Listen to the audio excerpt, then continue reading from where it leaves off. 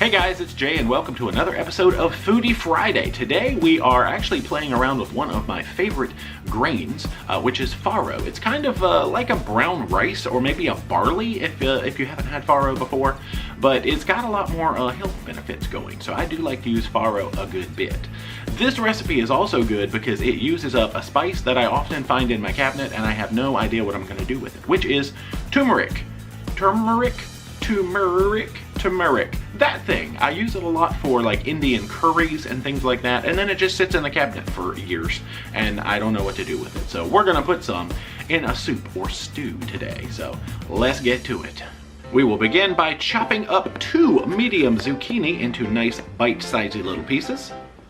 And we will also work on about 3 medium carrots. I always buy the baby carrots because they make a handy snack, so just a good bunch of baby carrots. In a large pot on the stove on high heat, we will add 4 cups of chicken broth, and you can use veg broth if you want to make this vegetarian, as well as 4 cups of water. Into the mix goes 2 tablespoons of dried minced onion, 1 tablespoon seasoned salt, 1/2 teaspoon pepper, 1 tablespoon of turmeric, that'll really eat it up, and a teaspoon of cumin. Now at this point you can put the vegetables and the farro and everything in the pot. Farro doesn't really seem to be too picky of whether you put it in, once your liquid is boiling or if it's not. It kind of benefits from a pre-soak actually, so you may as well go ahead and toss it in now. I, however, did not do that. I decided to ignore my own advice, wait until my liquid came to a boil, then we add the veg, 1 cup of farro, 1 cup of lentils, give it a stir.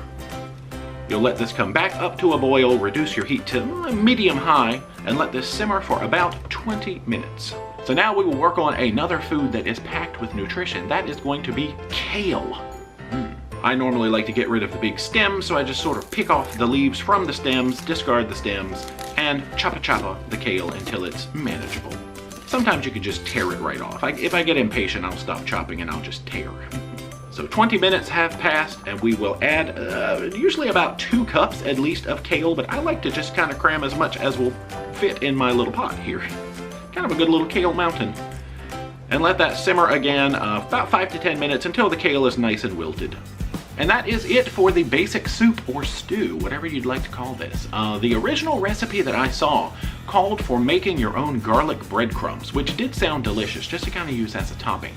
That's also very labor intensive, and I like to get by with as little work as possible sometimes. So I went down in the comments and people were suggesting that you could also top the soup with feta cheese. So that's actually what we've done, and it's delicious. So a little sprinkle of feta on top makes everything better.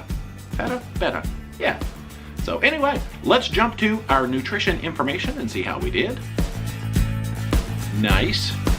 And how have we fared at the register? Excellent. But that is it for this episode of Foodie Friday, so hopefully you did enjoy. If you haven't already, make sure you are subscribed to the channel. Become a Paromaniac today. Socialize all our media, Facebook, Instagram, and Twitter. And until next time, rock on.